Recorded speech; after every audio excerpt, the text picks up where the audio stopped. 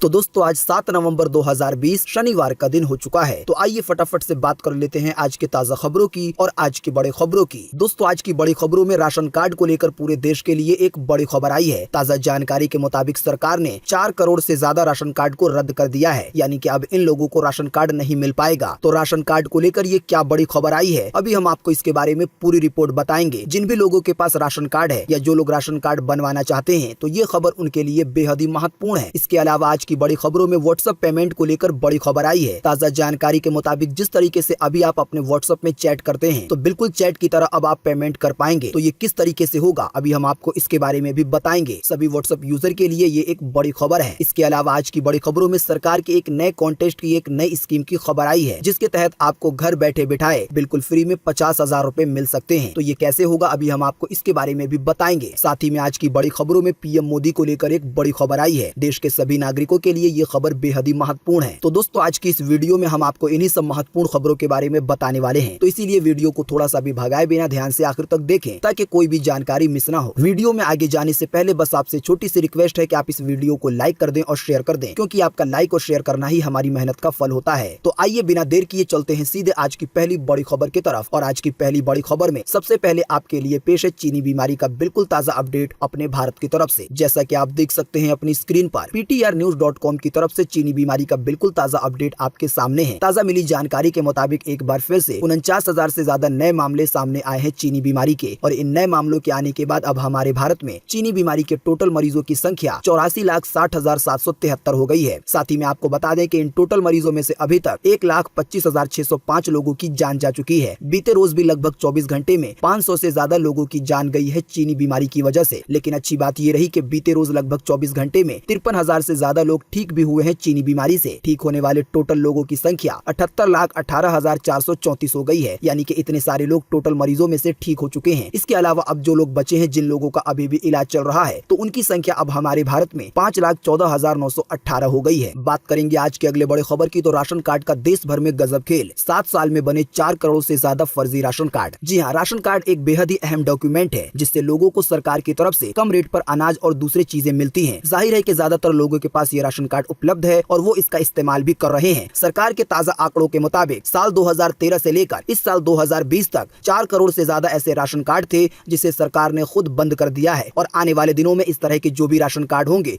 तो वो बंद हो सकते हैं। सरकार ये चाहती है कि जो लोग असल में राशन पाने के हकदार हैं, तो उन लोगों को सस्ते में राशन मिले। इसके लिए सरकार की तरफ से अभियान भी चलाया जा रहा है और इसी में बड़ी संख्या में फर्जी राशन कार्ड सामने आए हैं। आने वाले दिनों में उन सभी लोगों के राशन कार्ड रद्द हो सकते हैं, जिन लोगों ने फर्जी तरीके से या डुप्लीकेट राशन कार्ड बनवा रखा है, या उन लोगों ने राशन कार्ड बनवा रखा है जो कि असल में सस्ते में राशन पाने के हकदार ही नहीं है, यानी कि उनकी आर्थिक स्थिति काफी अच्छी है। बात करेंगे आज के अगले बड़े खबर की, तो व्हाट्सएप पे भारत में हुआ लॉन्च। आइए बताएं इसके बारे में महत्वपूर्ण सूचना। जी हाँ, व्हाट्सएप पेमेंट आखिरकार भारत में लॉन्च हो ही गया। National payment corporation of India ने, यानी कि NPCI डिपार्टमेंट ने बीते रोज इसकी मंजूरी दे दी। इसके बारे में हमने आपको अपने बीते मुख्य समाचार में बताया था, लेकिन बहुत सारे लोगों के मन में ये कंफ्यूजन है कि व्हाट्सएप की तरफ से ये जो पेमेंट फीचर दिया गया है, तो इसका इस्तेमाल हमें कैसे करना है। क्या इसके लिए कोई नया ऐप डाउनलोड करना होगा, या पेमेंट फीचर का इस्तेमाल हम व्हाट्सएप ऐप के जरिए ही कर पाएंगे। तो आइए आपको इन शॉर्ट में बता देते हैं फटाफट से ये महत्वपूर्ण जानकारियां। सबसे पहले आपको बता दें कि जो व्हाट्सएप की तरफ से पेमेंट फीचर दिया गया है, तो इसका इस्तेमाल आप व्हाट्सएप के चैट के जरिए कर पाएंगे। जिस तरीके से आप किसी से चैट करते हैं, तो सेम उसी तरीके से आप पैसे भेज पाएंगे UPI के जरिए। जिस तरीके से अभी आप पैसे भेज पाते हैं फोन पे का इस्तेमाल करके, या गूगल पे या पेटीएम का इस्तेमाल करके। ताजा जानकारी के मुताबिक फिलहाल कुछ लोगों को पेमेंट फीचर का अपडेट दिया गया है, लेकिन जल्दी सभी व्हाट्सएप के यूजर को पेमेंट फीचर का अपडेट मिल जाएगा। अपडेट मिलने के बाद आपको व्हाट्सएप के सेटिंग में जाना होगा। यहाँ पर आपको एक पेमेंट का ऑप्शन मिल जाएगा। आप यहाँ पर अपने पेमेंट की सेटिंग कर सकेंगे। दोस्तों जब आप व्हाट्सएप की सेटिंग में जाकर अपने पेमेंट की सभी जानकारियों को सेटअप कर देते हैं, इसके बाद फोटो वीडियो आदि भेजने वाले बॉक्स में ही आपको व्हाट्सएप पेमेंट का फीचर मिल जाएगा। यानी आपको बस अपने चैट को ओपन करना है, आप जिससे चैट करना चाहते हैं। जहाँ पर एक अटैचमेंट का आइकन होता है, जब आप उस पर क्लिक करेंगे तो आपको गैलरी के बगल में एक पेमेंट का ऑप्शन भी मिल जाएगा। आप उस पर क्लिक करके किसी को भी पैसे भेज पाएंगे, यानी कि आपको पैसे भेजने के लिए किसी और दूसरे ऐप में नहीं जाना होगा। ताजा जानकारी के मुताबिक व्हाट्सएप के इस पेमेंट फीचर से गूगल पे को, फोन पे को, पेटीएम को कड़ी टक्कर मिल सकती है, क्योंकि व्हाट्सएप यूजर को चैट करने के लिए और पेमेंट रिसीव करने के लिए या पेमेंट भेजने के लिए अब 1 से 2 जगहों पर नहीं जाना होगा। यदि आपको पेमेंट फीचर का अपडेट नहीं मिला है, तो ये आपको जल्दी मिल जाएगा। बात करेंगे आज के अगले बड़े खबर की, तो सरकार के लिए बनाइए लोगो। सरकार बिल्कुल फ्री में देगी 50,000 रुपए। जी हाँ, भारत सरकार की अपनी वेबसाइट पर एक बार फिर से लोगो डिजाइन कॉन्टेस्ट आ गया है। ताजा जानकारी के मुताबिक जो नया कॉन्टेस्ट लॉन्च हुआ है इसमें आपको एक लोगो डिजाइन करना है स्वर्णिम विजय वर्ष के लिए। सरकार की तरफ से अगर आपके लोगो को पसंद किया जाएगा तो आपको प्राइज मनी के रूप में 50,000 रुपए दिए जाएंगे। आप लोगो बनाने का काम अपने लैपटॉप में, टैबलेट में या फोन में भी कर सकते हैं। बस आपका लोगो यूनिक होना चाहिए और वो कहीं का भी कॉपी नहीं होना चाहिए। तो लोगो बनाने के इस कॉन्टेस्ट में कैसे हिस्सा लेना है, सरकार की कौन सी वेबसाइट पर जाना है, इस लोगो कॉन्टेस्ट की अधिक जानकारी क्या है, अभी हम आपको इसके बारे में और ज्यादा जानकारी बताएंगे। तो जुड़े रहिए हमारे साथ। इसके बताने से पहले आइए जानते हैं आज की और भी महत्वपूर्ण खबरें। बात करेंगे आज के अगले बड़े खबर की तो दिल्ली में डरावनी रफ्तार से बढ़ी चीनी बीमारी। पहली बार एक दिन में आए 7,000 से ज्यादा नए केस। आने वाले दिनों में भारत पर भी पड़ सकता है इसका असर। जी हाँ, दिल्ली में त्योहारी सीजन में लोगों की लापरवाही, ठंड की वजह से गिरते तापमान और वायु प्रदूषण की वजह से चीनी बीमारी विकराल रूप लेती जा रही है। दिल्ली सरकार के हेल्थ डिपार्टमेंट के मुताबिक बीते रोज शुक्रवार को राष्ट्रीय राजधानी दिल्ली में चीनी बीमारी के मामले 7,178 आए हैं, यानी कि इतने नए मरीज मिले हैं केवल एक दिन में। आपको बता दें कि राजधानी दिल्ली का ये अब तक का हाईएस्ट रिकॉर्ड है चीनी बीमारी के नए मामलों में। बीते रोज लगभग 24 घंटे में 64 लोगों की जान भी गई है। राजधानी दिल्ली में चीनी बीमारी की तीसरी लहर आ चुकी है। इसकी भी रिपोर्ट अभी हाल ही में सामने आई थी। दोस्तों, अगर जिस तरीके से दिल्ली में चीनी बीमारी के मामले बढ़ रहे हैं और इसी तरीके से हमारे देश के दूसरे राज्यों में बढ़ने लगे तो आने वाले दिनों में पूरे देश को काफी ज्यादा परेशानियों का सामना करना पड़ेगा। चीनी बीमारी के बढ़ते मामलों की वजह से एक बार फिर से प्रतिबंध लगाया जा सकता है, लॉकडाउन जैसी स्थिति हो सकती है। लेकिन फिलहाल इसके बारे में यानी कि लॉकडाउन के बारे में कोई भी आधिकारिक घोषणा नहीं की गई है। लेकिन अगर चीनी बीमारी के मामले बिल्कुल बेकाबू हो जाएंगे तो सरकार चीनी बीमारी को रोकने के लिए कड़े कदम उठा सकती है। आपको बता दें कि दुनिया के दूसरे देशों में एक बार फिर से लॉकडाउन लागू हो गया है, क्योंकि वहां पर भी चीनी बीमारी की दूसरी या तीसरी लहर आ चुकी है, यानी कि चीनी बीमारी के मामले एक बार फिर से बढ़ने लगे हैं। तो दुनिया के कई देशों में दोबारा लॉकडाउन लगा दिया गया है। अगर हमारे भारत में चीनी बीमारी के मामले काबू में नहीं आएंगे और जिस तरीके से दिल्ली में रोजाना ही चीनी बीमारी के नए मामलों के रिकॉर्ड बन रहे हैं और ऐसा ही कहीं हमारे भारत के दूसरे और राज्यों में होने लगा तो आने वाले दिनों में प्रतिबंध भी लग सकता है। तो इसीलिए चीनी बीमारी को रोकने में सरकार की मदद करें। जब भी घर से बाहर निकलें तो मास्क पहनकर निकलें, सोशल डिस्टेंसिंग का पालन करें, क्योंकि इससे हमारा ही फायदा होगा। अगर चीनी बीमारी के मामले बढ़ेंगे और प्रतिबंध लगा दिया जाएगा, लॉकडाउन जैसी स्थिति हो जाएगी तो इससे सबसे ज्यादा दिक्कत जनता को ही होती है। आप खुद समझदार हैं और इन बातों को समझते होंगे। बात करेंगे आज के अगले बड़े खबर की तो पीएम मोदी से बात करने का मौका। आइए बताएं इसके बारे में अधिक जानकारी। जी हाँ, आपने बिल्कुल सही सुना, आप पीएम मोदी से बात कर सकते हैं। यानी आप बिल्कुल आमने सामने तो बात नहीं कर पाएंगे, लेकिन आप अपनी बातें, आप अपने आइडियाज को, आप अपने सुझाव को सीधे प्रधानमंत्री नरेंद्र मोदी को भेज सकते हैं। ताज़ा जानकारी के मुताबिक भारत सरकार की अपनी वेबसाइट पर एक इस तरह का बैनर लगाया गया है जिसमें ये जानकारी दी गई है कि आने वाले 29 नवंबर 2020 को पीएम मोदी की तरफ से मन की बात का कार्यक्रम प्रसारित किया जाएगा। अगर आपको पता नहीं है तो हम आपको बता दें कि हर महीने के आखिरी रविवार को पीएम मोदी की तरफ से एक कार्यक्रम आता है जो कि मन की बात के नाम से प्रसारित होता है रेडियो पर और साथ ही में कई सोशल मीडिया प्लेटफॉर्म पर। लेकिन आपको बता दें कि आप 5 नवंबर 2020 से लेकर 26 नवंबर 2020 तक अपने आइडिया को या अपने किसी सुझाव को या अपनी किसी बात को पीएम मोदी को भेज सकते हैं। अगर आपका आइडिया या आपका सुझाव अच्छा होगा, वो बहुत ज्यादा महत्वपूर्ण होगा, तो उस पर खुद पीएम मोदी बात करेंगे। आप कोई वीडियो या ऑडियो भेजेंगे तो उसको प्रसारित भी किया जा सकता है। दोस्तों, ये सभी जानकारी जो हम आपको बता रहे हैं तो ये भारत सरकार की अपनी वेबसाइट पर दी गई है। तो आप पीएम मोदी को किस तरीके से अपने आइडिया या अपने सुझाव या अपनी कोई बात भेज सकते हैं। दोस्तों, इसके लिए आपको कहीं पर जाना नहीं है, आप घर बैठे बैठे ऐसा कर पाएंगे। इसके लिए आपको कौन सी वेबसाइट पर जाना है, सरकार को आप कैसे सुझाव भेजेंगे, अभी हम आपको इसके बारे में अधिक जानकारी बताएंगे। तो जुड़े रहिए हमारे साथ। बात करेंगे आज के अगले बड़े खबर की तो अभी जेल में ही रहेंगे अर्नब गोस्वामी। हाईकोर्ट में नहीं दी गई है जमानत, आज शनिवार को भी होगी सुनवाई। जी हाँ, रिपब्लिक टीवी के फाउंडर को बीते रोज शुक्रवार को भी तत्काल राहत नहीं मिली, क्योंकि मुंबई उच्च न्यायालय में उनकी अंतरिम जमानत अर्जी पर सुनवाई अधूरी रही। अर्नब गोस्वामी को आत्महत्या के लिए एक कथित तौर पर उकसाने के 2018 के एक मामले में गिरफ्तार किया गया है। यानी जो रिपब्लिक टीवी न्यूज चैनल के फाउंडर हैं, उसके जो मालिक हैं, उन पर इस बात का आरोप है कि 2018 में एक माँ बेटे ने आत्महत्या की थी और वो उनके उकसाने पर की थी, क्योंकि बहुत सारा उनका पैसा रिपब्लिक टीवी के फाउंडर यानी कि अर्नब गोस्वामी पर बाकी है। इसके अलावा 2 और लोग थे, उन पर भी पैसा बाकी था और लगभग इन पैसों की रकम 5 करोड़ से ज्यादा बताई गई है। आर्थिक तंगी से परेशान होकर माँ बेटा दोनों ही ने आत्महत्या कर ली थी और एक सुसाइड नोट छोड़ा था, तो उसमें अर्नब गोस्वामी का भी नाम था और इसी मामले में उन्हें गिरफ्तार कर लिया गया है। लेकिन उनकी जमानत पर सुनवाई चल रही है और ये सुनवाई आज शनिवार को भी होगी। फिर इसके बाद मुंबई उच्च न्यायालय की तरफ से ये फैसला आएगा कि अर्नब गोस्वामी को जमानत मिलेगी या नहीं। फिलहाल वो इस समय सलाखों के पीछे हैं। बात करेंगे आज के अगले बड़े खबर की तो सर्दियों में इन 5 फलों का करें सेवन, इम्यूनिटी बढ़ाने में भी है मददगार, यानी कि चीनी बीमारी से भी आप रहेंगे महफूज। जी हाँ, वैसे तो फलों का सेवन हर मौसम में करना चाहिए, लेकिन कुछ ऐसे फल है जो सर्दियों में इम्यूनिटी बढ़ाने का काम करते हैं। ये सामान्य सर्दी जुकाम से लेकर चीनी बीमारी से बचने में भी मददगार हो सकते हैं। तो आइए आपको इन 5 फलों के बारे में बता देते हैं। अगर आप इसका सेवन करेंगे तो इससे आपकी इम्यूनिटी भी मजबूत होगी और आपको चीनी बीमारी से बचने में मदद मिलेगी। पहला फल है अमरूद। अगर आप अभी अमरूद का सेवन करेंगे तो ये आपको चीनी बीमारी के मामले में काफी अच्छी मदद करेगी इम्यूनिटी को बढ़ाने में। इसके अलावा दूसरा फल है नाशपाती, तीसरा फल है संतरा, चौथा फल है मौसमी और 5वां फल है आलू बुखारा। तो दोस्तों, अगर सर्दियों के मौसम में आप इन 5 फलों का इस्तेमाल करते हैं तो इससे आपकी इम्यूनिटी बढ़ेगी और आपको चीनी बीमारी से बचने में भी मदद मिलेगी। लेकिन आपको एक सूचना बता दें कि ये केवल एक सामान्य जानकारी है। किसी भी चीज का सेवन करने से पहले आप डॉक्टर की या विशेषज्ञ की सलाह जरूर लें। बात करेंगे आज के अगले बड़े खबर की, तो किसानों के खाते में इस समय आएगी 2000 रुपए की नई किस्त। आइए बताएं इसके बारे में। जी हाँ, प्रधानमंत्री किसान सम्मान योजना के तहत किसानों के खाते में 2000 रुपए की किस्त देने की तैयारी में सरकार जुट गई है। खबर के मुताबिक नवंबर के आखिरी हफ्ते से किसानों के खाते में 2000 रुपए की 7वीं किस्त ट्रांसफर होनी शुरू हो सकती है। कृषि मंत्रालय ने हाल ही में पीएम किसान योजना के आंकड़े जारी किए थे। इसके मुताबिक देश भर में अब तक करीब 11 करोड़ से ज्यादा किसानों को आर्थिक मदद पहुंचाई गई है। सरकार की तरफ से किसानों के अकाउंट में करीब 95,000 करोड़ रुपए ट्रांसफर किए जा चुके हैं। अगर आपको पता नहीं है तो हम आपको बता दें कि सरकार की एक स्कीम है पीएम किसान सम्मान निधि योजना के नाम से, जिसके तहत किसानों को हर साल 6000 रुपए दिए जाते हैं, 2-2 हजार रुपए करके। तो इसी की अगली किस्त नवंबर के आखिरी हफ्ते से आना शुरू हो जाएगी। इस योजना से जुड़ी ज्यादा जानकारी के लिए आप इन वाले नंबर पर या इस वाले ईमेल पर संपर्क कर सकते हैं, जो कि अभी आपकी स्क्रीन पर दिखाई दे रही है। बात करेंगे आज के अगले बड़े खबर की, तो आज आखिरी चरण का होगा मतदान बिहार में। आइए बताएं इसके बारे में। जी हाँ, आज 7 नवंबर 2020 को मतदान का आखिरी दिन है, यानी कि वोटिंग का आखिरी दिन है। इसे बूथ स्तर अपने पाले में सफल बनाने के लिए सभी तरह की पार्टियां एड़ी से चोटी का जोर लगा रही हैं। ताजा जानकारी के मुताबिक जब आज का चुनाव हो जाएगा तो इसके तुरंत बाद ही एग्जिट पोल आ सकते हैं, यानी कि इस बात का अंदाजा लगाया जा सकेगा कि बिहार में कौन सी पार्टी जीतने वाली है और इस बार बिहार में किसकी सरकार बनेगी। लगभग शाम 6 बजे के बाद एग्जिट पोल आना शुरू हो जाएंगे न्यूज चैनल और सर्वे एजेंसियों की तरफ से। बात करेंगे आज के अगले बड़े खबर की, तो चीनी बीमारी के मरीजों के लिए जानलेवा हो सकते हैं पटाखे। हरियाणा से कर्नाटक तक कई राज्यों में लग चुका है बैन। जी हाँ, चीनी बीमारी में दिवाली के त्यौहार से पहले ही दिल्ली सरकार के बाद कई अन्य राज्यों ने भी अपने प्रदेश में पटाखों पर बैन लगा दिया है। दिल्ली के सीएम ने अभी हाल ही में इस बात का ऐलान किया था कि दिल्ली में सभी तरह के पटाखों को बैन कर दिया गया है, क्योंकि अभी दिल्ली में चीनी बीमारी के मामले वैसे ही बढ़ रहे हैं। लेकिन पटाखों को लेकर जो आज ताजा अपडेट आया है उसके मुताबिक दिल्ली के सीएम अरविंद केजरीवाल की ओर से बीते रोज गुरुवार को इस संबंध में एक फैसला लेने के बाद अब हरियाणा, कर्नाटक, उड़ीसा, चंडीगढ़ समेत कई राज्यों ने पटाखों पर बैन का ऐलान कर दिया है। हमने इसके बारे में आपको अपने बीते रोज के मुख्य समाचार में जानकारी दी थी कि जल्दी देश के और भी राज्यों की तरफ से पटाखों पर बैन लगाया जा सकता है। तो फाइनली कई और राज्यों ने पटाखों पर बैन लगा दिया है। चीनी बीमारी के हालात को देखते हुए और प्रदूषण के स्तर को देखते हुए ये फैसला लिया जा रहा है। सबसे हाल का फैसला कर्नाटक के सीएम की तरफ से है, जिन्होंने अपने स्टेट में पटाखों पर बैन लगाने की बात कही है। ताजा जानकारी के मुताबिक कर्नाटक राज्य के स्वास्थ्य मंत्री के सुधाकर ने बीते बृहस्पतिवार को इस बात की जानकारी दी है और कहा है कि पटाखे उन लोगों के स्वास्थ्य को बुरी तरीके से प्रभावित कर सकता है जो पहले से ही चीनी बीमारी से संक्रमित हैं, यानी कि जो चीनी बीमारी के मरीज हैं। तो उन लोगों को पटाखे का धुआं काफी ज्यादा नुकसान पहुंचा सकता है और शायद इसी की वजह से देश के कई राज्यों में धीरे धीरे पटाखों को बैन किया जा रहा है। पटाखे और दिवाली पर एक और बड़ी खबर है, जैसा कि आप देख सकते हैं अपनी स्क्रीन पर, कि दिवाली के लिए महाराष्ट्र सरकार की गाइडलाइंस पटाखे ना फोड़ें, सार्वजनिक कार्यक्रम भी कर दिए गए हैं रद्द। जी हाँ, महाराष्ट्र में चीनी बीमारी के मामले को देखते हुए राज्य सरकार ने दीपावली के लिए गाइडलाइन जारी की है, यानी कि दिवाली मनाने के नियम बताए हैं। सरकार ने कहा है कि चीनी बीमारी संक्रमण की वजह से जिस तरह बाकी त्योहारों को सादगी से मनाया गया है, तो वैसे ही दीपावली को भी सादगी से मनाई जाए। साथ ही में गाइडलाइन जारी की गई है कि सार्वजनिक स्थानों पर भीड़ इकट्ठा न करें, सोशल डिस्टेंसिंग का पालन करें,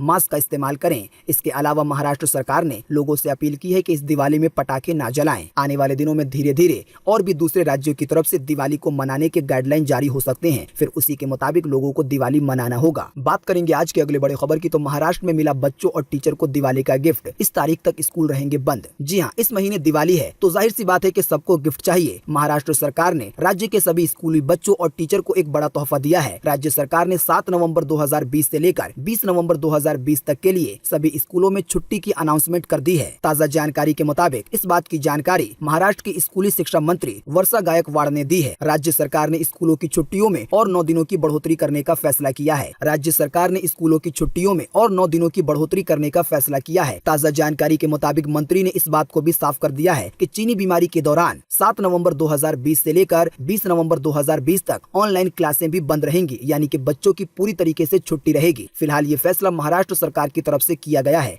दिवाली को देखते हुए इस तरह का फैसला हो सकता है कि आने वाले दिनों में स्कूली बच्चों के लिए दूसरे राज्यों की तरफ से भी आ जाए। बात करेंगे आज के अगले बड़े खबर की, तो शिक्षा मंत्री ने बताया कि 2021 में कब होगी 10वीं और 12वीं की बोर्ड परीक्षा। जी हाँ, अगले साल यानी 2021 में होने जा रही बोर्ड परीक्षा को लेकर जरूरी जानकारी आई है। ताजा जानकारी के मुताबिक बीते रोज शुक्रवार 6 नवंबर 2020 को शिक्षा मंत्री की तरफ से इसकी जानकारी दी गई है। ताजा जानकारी में इस बात की सूचना दी गई है कि 10वीं और 12वीं की बोर्ड परीक्षाएं अगले साल देरी से ली जाएंगी, यानी कि 2021 में जो 10वीं और 12वीं की बोर्ड परीक्षाएं होंगी तो वो आम सालों के मुकाबले में थोड़ी देरी से होंगी। शिक्षा मंत्री ने कहा है कि मई 2021 से पहले ये परीक्षाएं नहीं ली जाएंगी, यानी कि जो 10वीं और 12वीं की बोर्ड परीक्षा है तो वो मई 2021 के बाद ही होंगी। आपको बता दें कि फिलहाल ये भी फैसला महाराष्ट्र सरकार का है, लेकिन आने वाले दिनों में चीनी बीमारी के हालात को देखते हुए जो बोर्ड परीक्षाएं हैं वो देश के और भी राज्यों में देरी से करवाई जा सकती हैं और इसकी शुरुआत महाराष्ट्र सरकार ने कर दी है। बात करेंगे आज के अगले बड़े खबर की, तो अब काम न करने वाले सरपंचों को हटा सकेंगे ग्रामीण यानी कि गाँव वाले। हरियाणा विधानसभा में विधेयक यानी कि कानून हुआ पास। जी हाँ, हरियाणा सरकार ने पंचायती राज से जुड़े एक विधेयक में संशोधन करते हुए 3 महत्वपूर्ण फैसले लिए हैं। इन फैसलों में राइट टू रिकॉल,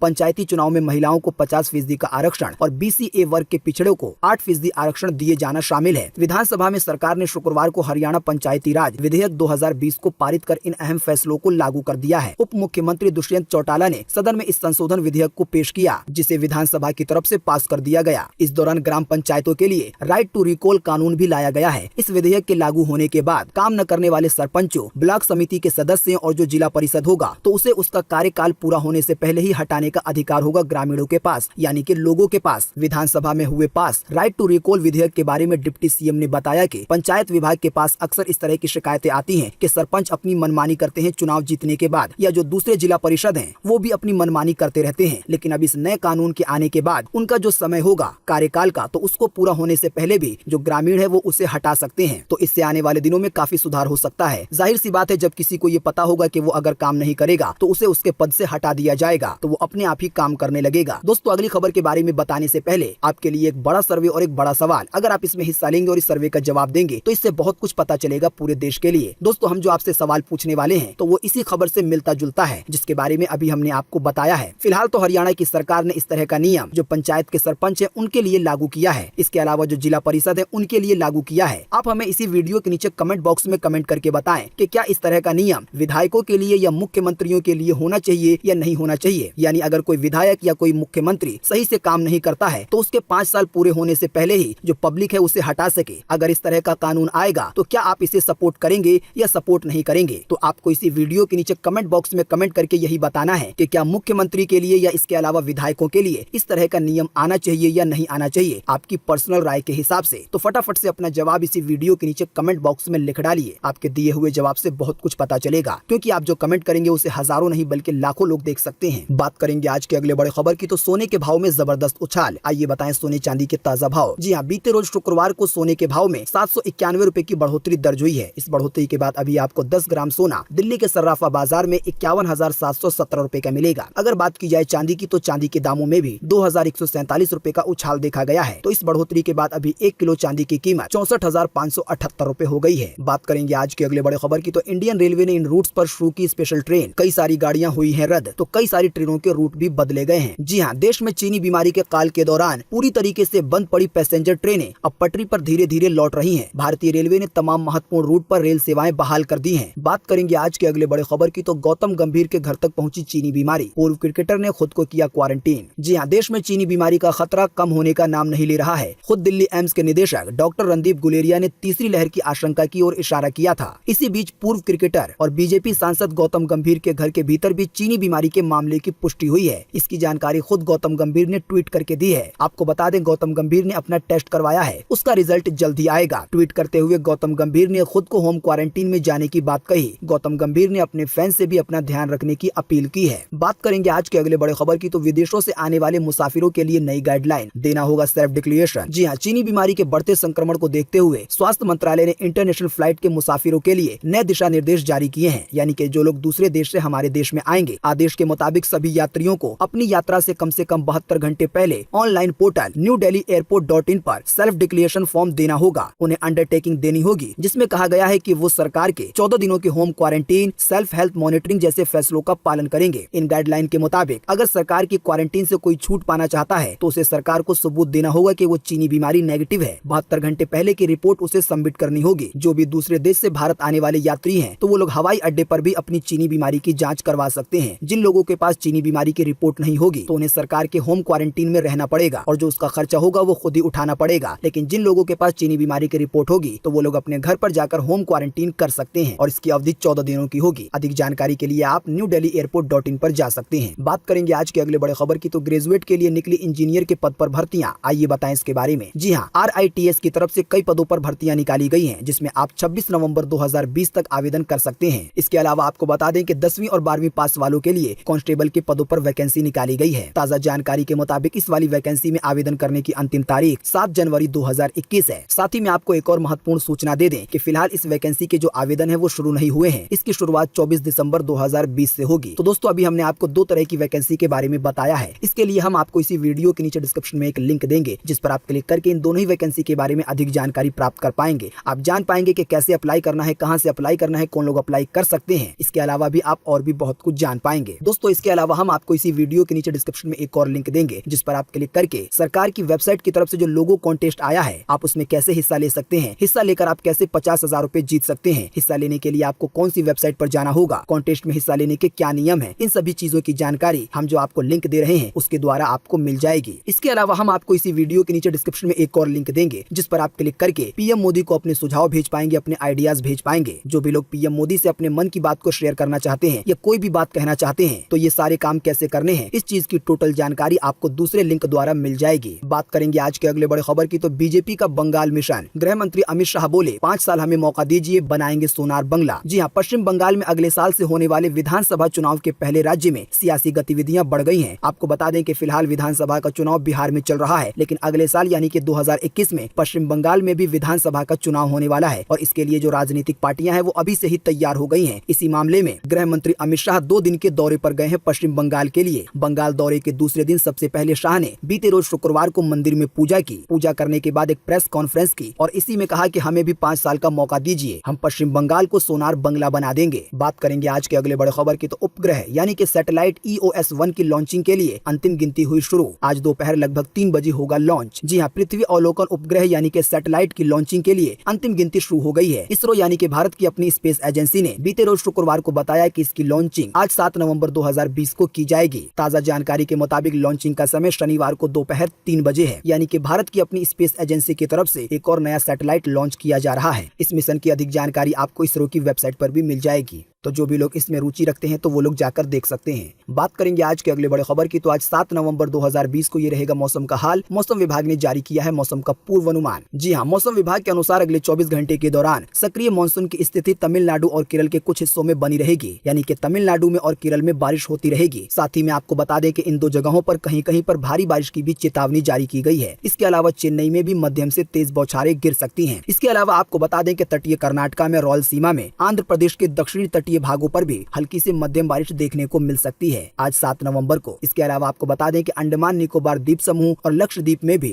थोड़े बहुत बादल छाए रहेंगे। कुछ स्थानों पर हल्की बारिश भी देखने को मिल सकती है। अगर बात करेंगे प्रदूषण की तो दिल्ली और राष्ट्रीय राजधानी क्षेत्र में वायु प्रदूषण बेहद खतरनाक स्तर पर बना रहेगा। उत्तर भारत के बाकी शहरों में भी प्रदूषण गंभीर स्थिति में रहेगा, यानी कि दिल्ली के आसपास के जो भी शहर हैं, जो भी राज्य हैं, तो वहाँ पर भी प्रदूषण का स्तर काफी ज्यादा खतरनाक है और ये सेहत के लिए भी बहुत ज्यादा हानिकारक है। इसीलिए जब भी घर से बाहर निकलें तो मास्क जरूर लगाएं, क्योंकि जो अब मास्क है वो आपको सिर्फ चीनी बीमारी से नहीं बल्कि प्रदूषण से भी बचने में मदद करेगा। इसके अलावा जब भी घर से बाहर निकलें तो अपने आंखों पर किसी भी तरह का चश्मा भी जरूर लगाएं, क्योंकि प्रदूषण इतना ज्यादा खराब स्तर पर पहुंच चुका है कि ये आपकी आंखों को भी खराब कर सकता है। तो दोस्तों आज 7 नवंबर 2020 की यही ताजा खबरें थी और महत्वपूर्ण खबरें थी। उम्मीद करते हैं इससे आपको काफी कुछ जानकारी मिली होगी। हम बस इसके बदले में आपसे इतना ही चाहते हैं कि आप इस वीडियो को लाइक कर दें और शेयर कर दें, क्योंकि आपका लाइक और शेयर करना ही हमारी मेहनत का फल होता है। वीडियो देखने के लिए आपका बहुत बहुत धन्यवाद। Thanks for watching.